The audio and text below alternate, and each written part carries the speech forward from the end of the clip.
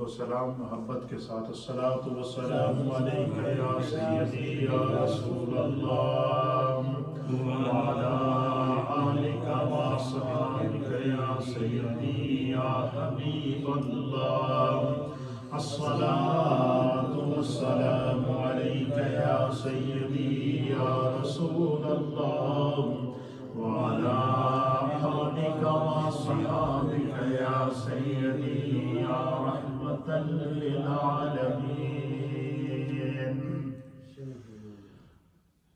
اللہ تعالیٰ کے فضل و احسان سے ہماری ہفتہ وار مجلس ذکر و دعا، درس و تدریس اور دینی اصلاح و تربیت کا یہ پروگرام جو کنٹینیو جاری و ساری ہے، آج کے مختصر سے پیغام اور درس کے اندر ہم نے یہ سیکھنا ہے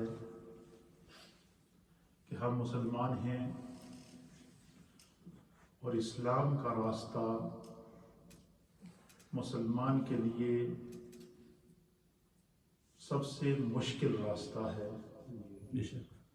اور سب سے آسان راستہ بھی ہے۔ ہماری بخشش کا ذریعہ بھی یہی ہے، کامیابی کا ذریعہ بھی یہی ہے۔ اللہ تعالیٰ نے اس کائنات میں جو اپنی بے شمار مخلوقات کو پیدا کیا ہے، جن کی حقیقت اللہ ہی جانتا ہے۔ آپ صرف سمندروں کی تہوں میں دیکھ لیں تو ہزارہا قسم کی مخلوق اس کی سمندروں کے اندر موجود ہے، زمین کے اوپر موجود ہے، ساتوں زمینوں پر موجود ہے، ساتوں آسمانوں پر موجود ہے۔ لیکن جتنی بھی خدا نے مخلوقات پیدا کی ہے، اللہ تعالیٰ فرماتا ہے لَقَدْ خَلَقْنَا الْإِنسَانَ فِي أَحْسَنِ تَقْوِيمٍ، کہ میں نے رب ہو کر جتنی مخلوق پیدا کی ہے، اپنی تمام مخلوقات میں سے میں نے اگر سب سے بہترین مخلوق کوئی پیدا کی ہے جس پر خدا کو ناز ہے، اللہ فرماتا ہے کہ میں نے انسان کو بہترین صورت میں پیدا کیا۔ پھر اسی طریقے سے علماء اور محدثین نے لکھا ہے کہ انسان کو اللہ تعالیٰ نے تمام مخلوقات میں سے اشرف المخلوقات بنایا، اور اس کی وجہ کیا ہے کہ خدا نے اس کو ذہن بھی دیا ہے، دماغ بھی دیا ہے، سوچنے اور سمجھنے کی صلاحیت بھی عطا کی ہے، اچھے اور برے کی تمیز بھی عطا فرمائی ہے، اور پھر نیک اور بد کا طریقہ بھی بتا دیا ہے، اور قیامت تک کے لیے انسان کی اصلاح کا اللہ تعالیٰ نے سلسلہ رکھا ہے۔ مثلا اس اللہ کے حبیب علیہ السلام سے پہلے قوموں پہ 1.25 لاکھ انبیاء اور مرسلین دنیا میں آئے جن کا کام صرف انسانیت کی رہنمائی کرنا تھا۔ پھر اللہ تعالیٰ نے اپنے پیارے حبیب علیہ السلام کو آخری نبی بنا کر دنیا میں بھیجا، اور آپ کی ذات پر اپنے دین کو مکمل کر کے اعلان فرما دیا کہ الیوم اکملت لکم دینکم واتممت علیکم نعمتی ورضیت لکم الاسلام دینا، کہ آج کے دن محبوب آپ کی ذات پر اللہ نے دین کو بھی مکمل کر دیا اور ساری نعمتوں کو بھی تمام کر دیا۔ اب نبوت کا سلسلہ ختم ہو گیا، لیکن نبی علیہ السلام نے فرمایا کہ قیامت تک میری امت کے جو اہل علم ہیں، علماء ہیں، اولیاء ہیں، اہل فکر و دانش ہیں، جنہیں خداوند قدوس نے رشد و ہدایت پر فائز کیا ہے، حضور نے فرمایا کہ انما العلماء ورثۃ الانبیاء، میری امت کے جو علماء ہیں یہ انبیاء کے علوم کے، ان کے فکر کے اور ان کے مشن کے اور ان کے راستے کے وارث ہیں۔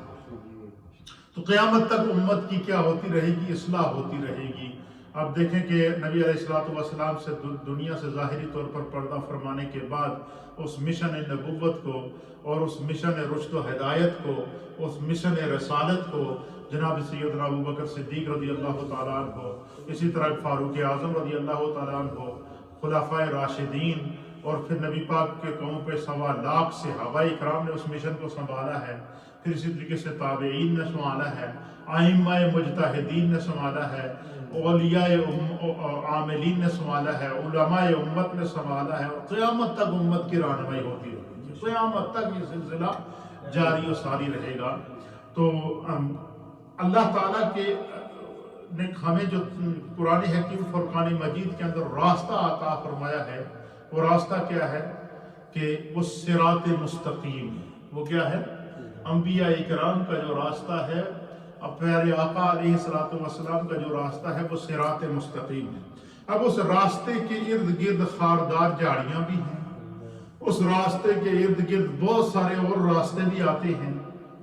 ان تمام راستوں سے دامن کو بچا کر صراط مستقیم پر، ایمان پر، استقامت پر، دین پر اپنے آپ کو قائم رکھنا، یہ ہماری زندگی کا مقصد ہے۔ یہ کیا ہے؟ ہماری زندگی کا مقصد ہے۔ اور اس کو سمجھنے کے لیے اللہ کے حبیب علیہ الصلوۃ والسلام نے ہمیں کیا مشن دیا؟ میرے سامنے حدیث پاک ہے، اور اس حدیث کو سنن ابن ماجہ کے اندر امام ابن ماجہ نے نقل فرمایا ہے۔ سنن ابن ماجہ میں اس حدیث کا نمبر 11 ہے، اور اس حدیث کے راوی ہیں حضرت جابر بن عبداللہ رضی اللہ تعالیٰ عنہ۔ آپ بیان کرتے ہیں کہ حضور علی نبینا علیہ الصلوۃ والسلام کی محفل لگی تھی، صحابہ اکرام ہدایت کے ستارے نبی علیہ الصلوۃ والسلام کی مجلس میں بیٹھے تھے۔ ان جابر بن عبداللہ رضی اللہ تعالیٰ عنہ، حضرت جابر بن عبداللہ بیان کرتے ہیں، قالا، آپ کہتے ہیں کہ کننا عند النبی صلی اللہ تعالیٰ علیہ وآلہ وسلم۔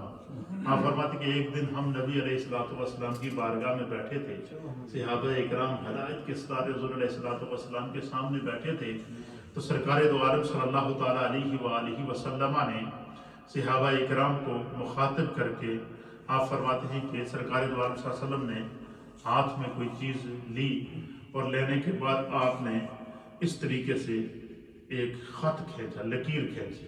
کیا کی؟ لکیر کھینچی۔ آپ حدیث کا کہتے ہیں کہ فخط خطا، پس رسول اللہ صلی اللہ تعالیٰ علیہ وسلم نے ایک لکیر کھینچی، اس طریقے سے خط کھینچا، بالکل سیدھا۔ سیدھا کھینچنے کے بعد پھر کیا کیا؟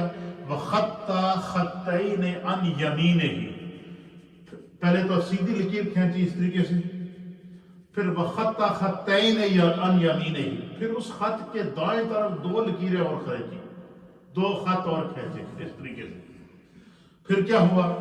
وَخَطَّ خَطَّيْنِ عَنْ يَسَارِهِ، اسی لکیر کے بائیں جانب بھی دو لکیریں کھینچی سرکار نے، دو لکیریں دائیں جانب کھینچی، پہلے درمیان میں ایک لکیر کھینچی، پھر دو لائنیں جو ہے وہ اس کے درمیان میں کھینچی، دو لائنیں اس کی دائیں طرف کھینچی، دو لائنیں اس کی بائیں طرف کھینچی۔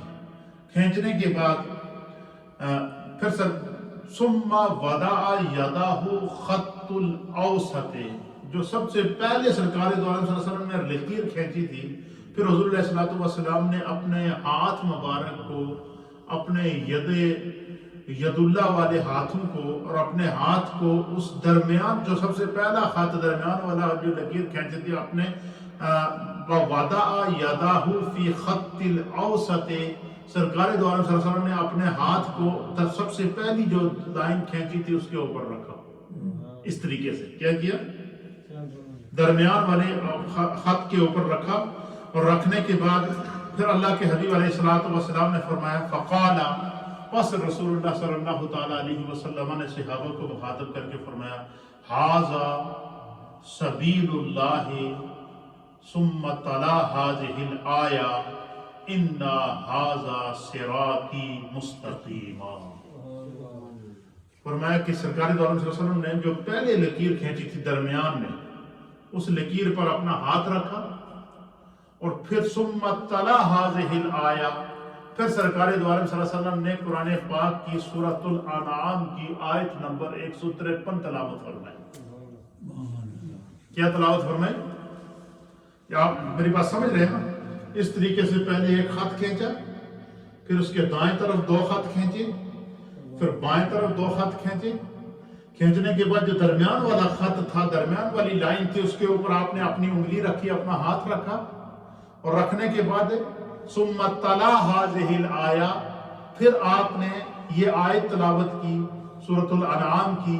وہ کیا آیت تھی؟ آپ نے فرمایا کہ اللہ فرماتا ہے کہ وَإِنَّ هَذَا صِرَاطِي مُسْتَقِيمًا، حضور نے فرمایا اے جڑی سیدھی لائن ہے، یہی صراط مستقیم۔ یہ کیا ہے؟ یہ صراط مستقیم ہے، یہ سیدھا راستہ ہے، یہ وہ راستہ ہے جو میں تمہیں بتا کے جا رہا ہوں، یہ وہ راستہ ہے، اس راستے پر اگر تم قائم رہو گے تو یہ راستہ تمہیں جنت کے اندر لے جائے۔ دائیں بائیں کے جو دو خطوط کھینچے ہیں، سرکار نے فرمایا کہ فَاتَّبِعُوهُ، پس اسی راستے کی اتباع کرنا، یہ جو سیدھا راستہ میں نے تمہیں بتایا ہے، اس راستے پر قائم رہنا، اس کی اتباع کرنا۔ وَلَا تَتَّبِعُوا السُّبُلَ الْمُتَفَرَّقَةَ، حضور نے فرمایا کہ یہ جو میں آگے پیچھے دائیں بائیں خط کھینچے ہیں نا، یہ دنیا ہے آپ کو اپنی طرف کھینچے گی، مختلف فرقے باطلہ ہیں جو آپ کو اپنی طرف کھینچیں گے، شیطان کے بہت سارے راستے ہوں گے جو اس راستے کے قریب آ کر ملیں گے، اور کہیں آپ کو دنیاوی جو ہے وہ لذتیں دکھائی جائیں گی، کہیں آپ کو دنیا کے سبز باغات دکھائی جائیں گے، کہیں آپ کو جو ہے وہ دنیا کی رقص و سرور کی محفلیں دکھائی جائیں گی، کہیں آپ کو گناہ کی سرسبز شاداب وادیاں دکھائی جائیں گی، کہیں آپ کو جو ہے وہ مختلف قسم کی جو ہے وہ داؤ پیچ کر کے آپ کو دین سے ہٹانے کی کوشش کی جائے گی۔ آپ دیکھیں نا جب نماز کا ٹائم ہو اچانک دل کے اندر شیطان وسوسہ ڈالتا ہے، جب بڑا ٹائم پہ آئے کہ کرے گا مسجد ہی جا کے اتھے بہ جا، گھاری بہ جا، گھر والے بھی تھوڑے نال بیٹھے ہیں تو پتہ چلا تھوڑی دیر بعد جڑا ٹائم سی وہ بھی چلا گیا۔ تو حضور علیہ السلام نے فرمایا کہ یہ میں نے سائڈ پہ دو راستے کھینچے ہیں، ایک دو راستے دائیں طرف، دو بائیں طرف، دو لائنیں کھینچی ہیں، یہ دنیا کی مثال ہے کہ دنیا آپ کو اپنی طرف کھینچے گی، اور دنیا کے ایک راستے نہیں ہوں گے، 1000 راستے ہوں گے، اور ہر راستے پہ شیطان جو ہے وہ نقب لگائے بیٹھا ہوا گا، ہر راستے پہ شیطان کے چیلے بیٹھے ہوں گے، ہر راستے پہ بد عقیدہ اور بد کردار اور بد جو ہے وہ بے دین قسم کے لوگ بیٹھے ہوں گے جو آپ کو کیا کریں گے، راہ صراط مستقیم پر ہٹانے کی کوشش کریں گے۔ تو اللہ کے حبیب نے فرمایا کہ صراط مستقیم کو کبھی نہ چھوڑنا، اپنے عقیدے پر کبھی کمپرومائز نہ کرنا۔ صراط مستقیم کیا ہے؟ اللہ کا راستہ۔ صراط مستقیم کیا ہے؟ رسول اللہ کا راستہ۔ صراط مستقیم کیا ہے؟ خلفائے راشدین کا راستہ۔ صراط مستقیم کیا ہے؟ ائمہ مجتہدین کا راستہ۔ صراط مستقیم کیا ہے؟ اولیاء کاملین کا راستہ۔ صراط مستقیم کیا ہے؟ اہل سنہ و جماعت کا راستہ۔ حضور نے فرمایا کہ طرح طرح کی، پھر ایک روایت کے مطابق حضور نے فرمایا کہ 73 فرقے دنیا کے اندر پیدا ہوں گے، ہر ایک آپ کو اپنی طرف سے کھینچنے کی کوشش کرے گا۔ تو اللہ کے حبیب نے فرمایا کہ کبھی سیدھے راستے کو نہ چھوڑنا۔ اگر کوئی آپ کو ایسی فکر ملتی ہے کہ جس میں صحابہ اکرام کی تو تعریف کی جا رہی ہے اور اہل بیت کا بغض سکھایا جا رہا ہے، سمجھ لو یہ راستہ متزلزل ہے۔ کہیں ایسا ہے کہ اہل بیت اطہار کی محبت تو آپ کو سکھائی جا رہی ہے اور صحابہ اکرام کو سب و شتم کیا جا رہا ہے، ان کو برا بھلا کہا جا رہا ہے، سمجھ لو یہ راستہ دین سے بھٹکا ہوا راستہ ہے۔ کہیں کوئی آپ لوگ وہ ایسے ملیں گے جو اولیاء کاملین، علماء عاملین، ائمہ دین متین کے منکرین آپ کو نظر آئیں گے، جیسے کہ بہت سارے لوگ ہیں جو اپنے آپ کو غیر مقلد کہتے ہیں، بہت سارے لوگ اپنے آپ کو جو ہے وہ بالکل جو ہے وہ دین سے ہٹا ہوا، جن کو کچھ فرقے ایسے ہیں جن کو دیریہ کہتے ہیں، کچھ فرقے ایسے ہیں جن کو معتزلہ کہتے ہیں، کچھ فرقے ایسے ہیں جن کو وہابیہ کہتے ہیں، کچھ فرقے ایسے ہیں کہ جو آپ کو جو ہے وہ مختلف چنگلوں سے پھنسانے کی کوشش کریں گے۔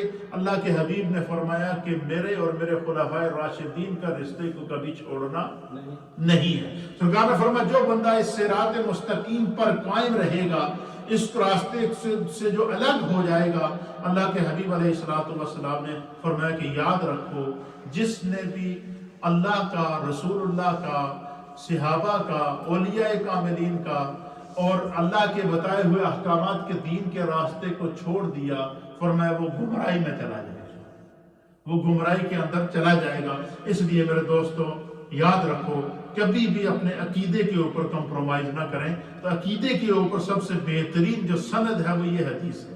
حضور نے باقاعدہ خط کھینچ کر، لکیریں کھینچ کر دائیں بائیں کے آنے والے شیطانی راستوں کو، گمراہی کے راستوں کو، ظلمت کے راستوں کو، بے دینی کے راستوں کو اور دین کے ڈاکوؤں کے راستے کو، طرح طرح کے متزلزل کرنے والے راستوں کو کی نشاندہی کر کے فرما دیا۔ اس لیے فرمایا کہ جب بھی تم اللہ کی بندگی کے لیے کھڑے ہو تو نماز شروع کرو گے تو اس میں بھی سب سے پہلے یہ دعا مانگ لیا کرو کہ اہدنا الصراط المستقیم، اے ہمارے رب ہمیں سیدھے راستے پر چلا، اور راستہ صراط الذین انعمت علیہم، ان لوگوں کے راستے پر چلا جن پر تیرا انعام ہوا۔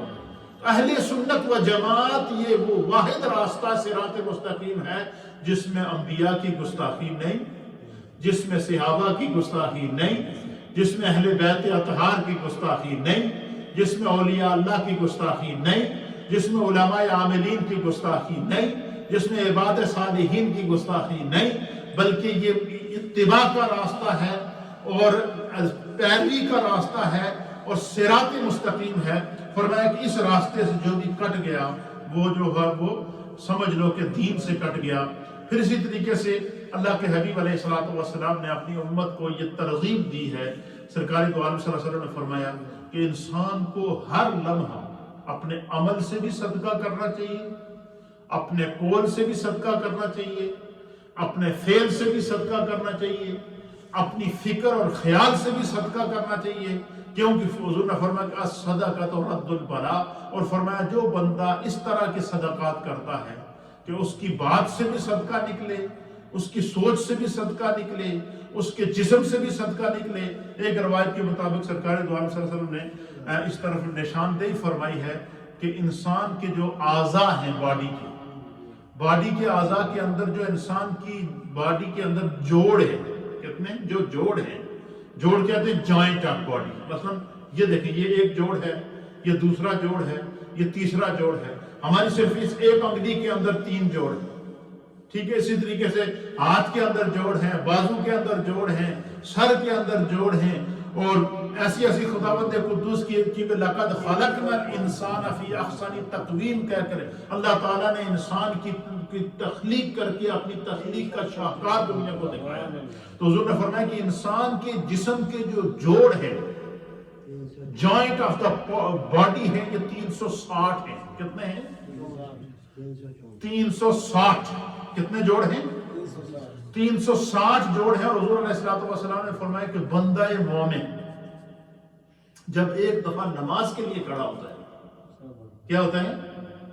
نماز کے لیے اللہ اکبر کہہ کر کے کھڑا ہوتا ہے، پھر قیام کرتا ہے، پھر رکوع میں چلا جاتا ہے، پھر اپنے جسم کی 7 ہڈیوں کے اوپر سجدہ کرتا ہے، اور رکوع سے جب وہ سجدے کے اندر چلا جاتا ہے تو حضور علیہ السلام فرماتے ہیں کہ اللہ تعالیٰ نے اس انسان پر اتنا کرم کیا ہے کہ اس کے جسم کے جو 360 جوڑ ہیں، 360 جوائنٹ ہیں، سب کے سب اللہ کی بارگاہ میں جھک جاتے ہیں، سب سجدے میں چلے جاتے ہیں۔ اب آپ دیکھیں جب ہم سجدہ کرتے ہیں تو پاؤں زمین پر رکھتے ہیں تو پاؤں کی جو انگلیاں ہوتی ہیں یہ بھی سجدے میں، جو ہاتھ کی انگلیاں ہیں یہ بھی سجدے میں قبلے کی طرف، انسان کی ناک بھی سجدے میں، انسان کی پیشانی بھی سجدے میں، انسان کا سر بھی سجدے میں، انسان کی پشت بھی سجدے میں، انسان کی جو پیچھے پیٹھ ہے وہ بھی سجدے میں، یہ جو پیٹھ سے اوپر جو ٹانگیں ہیں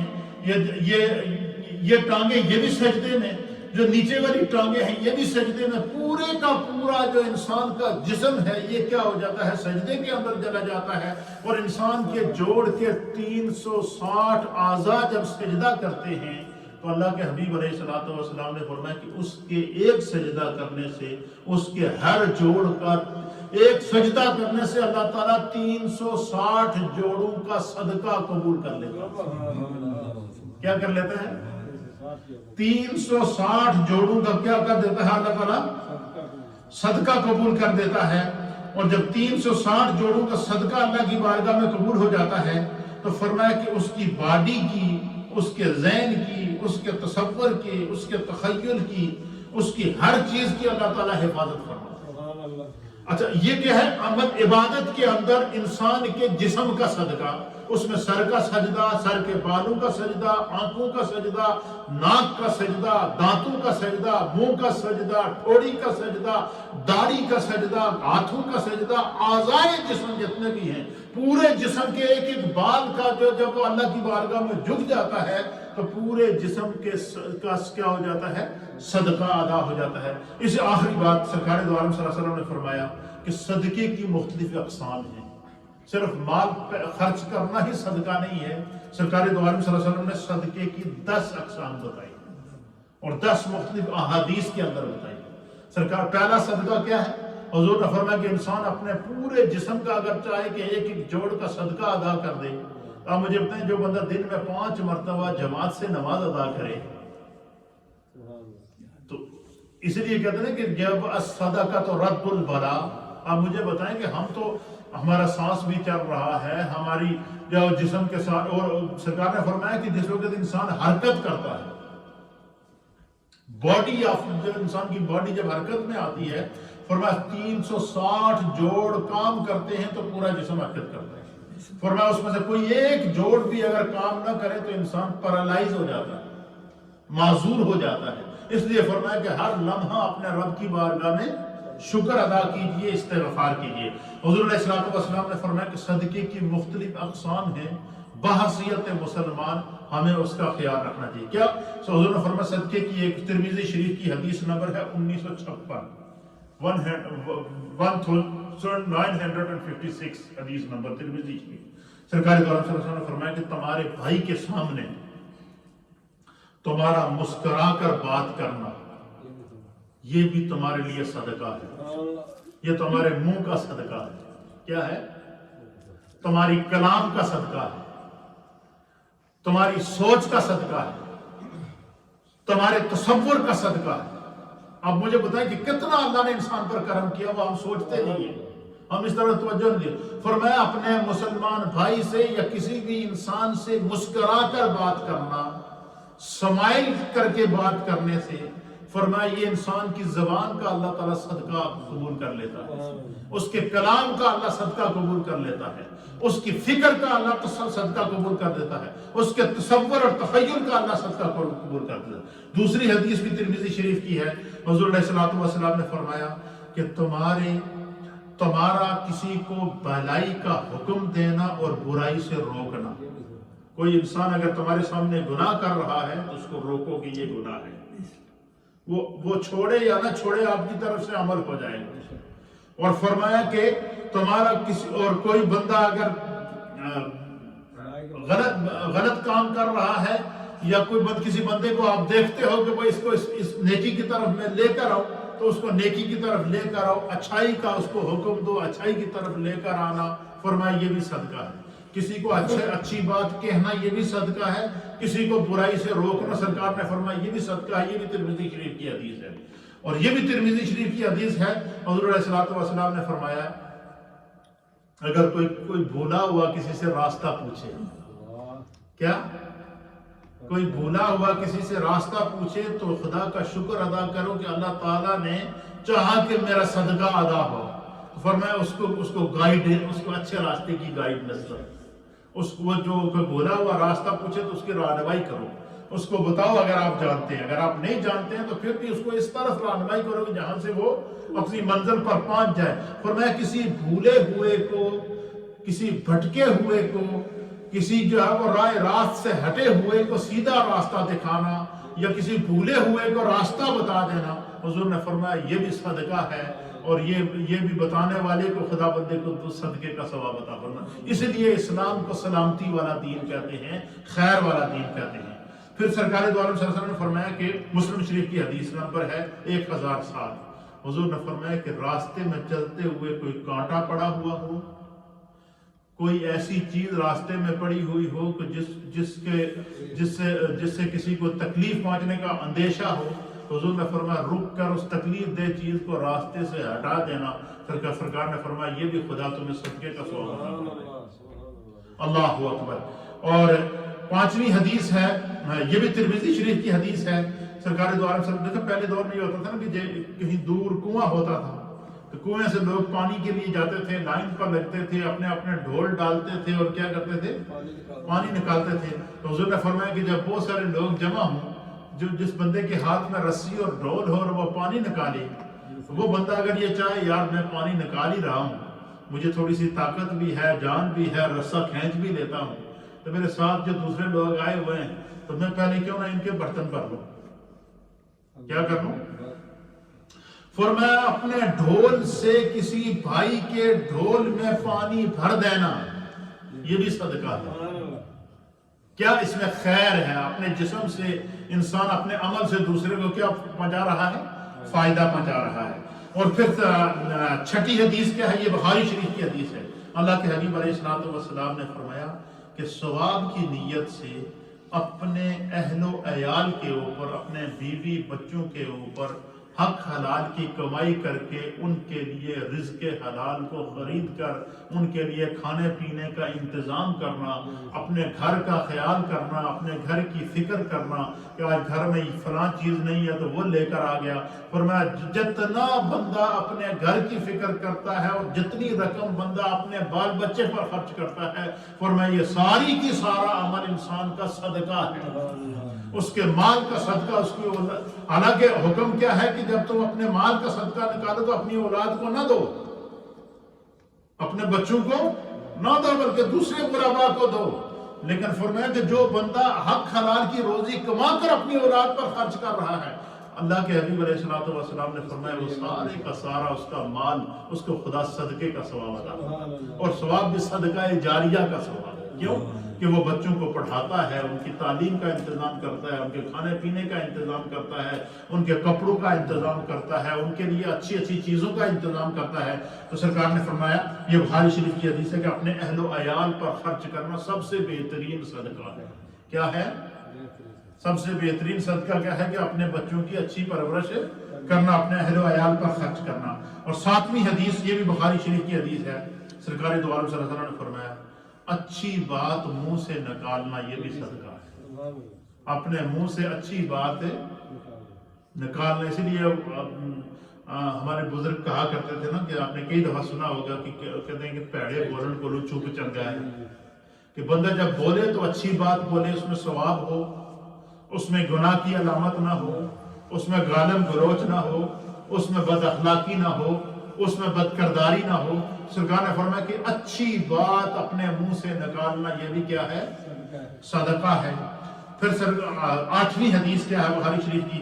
حضور علیہ الصلوۃ والسلام نے فرمایا کہ ہر قدم جو نماز کے لیے اٹھتا ہے، جو بندہ اپنے گھر سے نماز کے لیے نکلتا ہے، مسجد میں آ کر نماز پڑھتا ہے، سرکار نے فرمایا ہر قدم کا اٹھانا بھی صدقہ ہے، قدم کو زمین پر رکھنا بھی صدقہ ہے۔ اب مجھے بتائیں کتنا مہربان دین ہے جو ہمیں ہمارے رب نے عطا فرمایا ہے، اللہ کے رسول نے عطا فرمایا ہے کہ گھر سے چل کر پیدل چل کر نماز کے لیے آنا ہر قدم کا صدقہ ہے۔